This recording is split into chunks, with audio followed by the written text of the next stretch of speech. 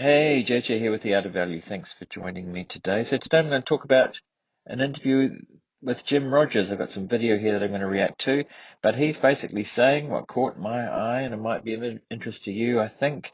Jim Rogers warns of the worst bear market in his lifetime, and these are the least dangerous assets to own today, is this article, but there's a video that goes with it. And who is Jim Rogers, though? If you don't know, he co-founded the Quantum Fund with George Soros in 1973, right in the middle of a devastating bear market. And from then until 1980, the portfolio returned 4,200%, while the S&P 500 rose only 47%. So pretty amazing outperformance. I mean, it's not a huge amount of time. It's not like Buffett's 57 years of compounding around 20%. But, those years, it was a good performance. So interesting to hear what he's got to say these days. I think he's retired now, just invest for himself. I'm not sure, but I don't think he has a fund. But he appeared on, it was ET in India that he appeared on.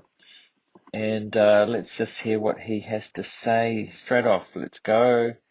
I'll just put that back to normal speed. Okay, go. The world stock markets have been going up for 12 or 13 years.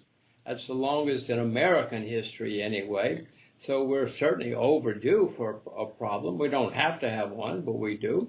But inflation is coming back. Stocks in many countries were extremely high. Bubbles were developing in many countries. Interest rates had to go up. I mean, we're overdue for a bear market. I'm not trying to scare people or something, but we've always had bear markets throughout history, and we will have them again, and we're getting very close. I see a lot of pessimism in the world right now. That could lead to a rally if some good news comes, but we're going to have a bear market again, and it's coming soon, and it's going to be very, very bad. Okay, obviously this was a while ago because we're in a bear market. This was in March, even though it was posted on the 14th of June on YouTube. It was actually recorded in March, so he did see a bear market coming then. It was already, the S&P 500 wasn't, but I think the Nasdaq might have been back. Nasdaq might have been already back then, but definitely what he was saying there is already playing out. So that's interesting in itself. All right, so he's saying, they asked him a question about the US dollar, if that's if that's good to hold at the moment, and if it's a safe haven, which is what he says is interesting to that. Jim, I mean, honestly, there seems to be just one trade which is working out, and that's long dollar. So do you sense that in this bear scenario, that trade would continue to hold, and we will continue to see dollar appreciate as opposed to any other asset class? Well, I've explained to you before that I own a lot of dollars, not because it's a sound currency, but because when there's turmoil, people look for a safe haven. Many people think the U.S. dollar is a safe haven. It's not, but people think it is. That's why I own it. And as the turmoil comes, more and more people will rush to the dollar to be safe. The dollar will get overpriced. The dollar could turn into a bubble. I hope I'm smart enough to get out. Okay, so he thinks the dollar's going to keep going up, and it's not a bad place to have, but he doesn't think it's necessarily safe. So he goes on to talk about crude oil for a while there, which I won't play. I'll just say what he said. He said that he expects the bull market in crude oil to last longer than most people expect until more supplies come on stream. And that's what he has to say about that. And then he says more about the bear market, which is of most interest to us, I think. Well, nobody can predict what's going to happen, but it's interesting to see a very inexperienced investor talking about this. This is. Jim, that's okay. But otherwise, you think this is going to be a 5-7 year long bear market? This is going to be the worst bear market in my lifetime. We had a bear market in 2008 because of too much debt. And the debt everywhere has skyrocketed since 2008. Gigantic in Japan or Europe or America. Everywhere. Even India, debt has gone up. So no, this has to be the worst bear market in my lifetime, which means it will go down a lot and it will last a long time. Do I like it? No. No, of course not. But I have to deal with reality, and there is staggering amounts of debt in the world now. Yep, so he's predicting a really bad bear market. Of course, nobody can predict where the market's going to go in the short term. I'm sure he understands that, but he just thinks calling him a macro call, saying, consequences of what's been going on. But to say that it'll be the worst bear market in his lifetime, keeping in mind that he's 79, so he's seen some action, some bear markets. And so his advice to investors next, let's hear that.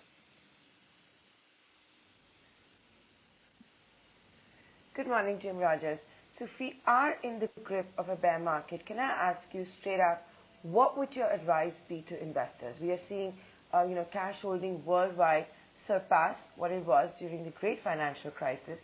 Back home in India in the last 2 years, we've seen penetration of our equity markets and many, many new first-time investors as well.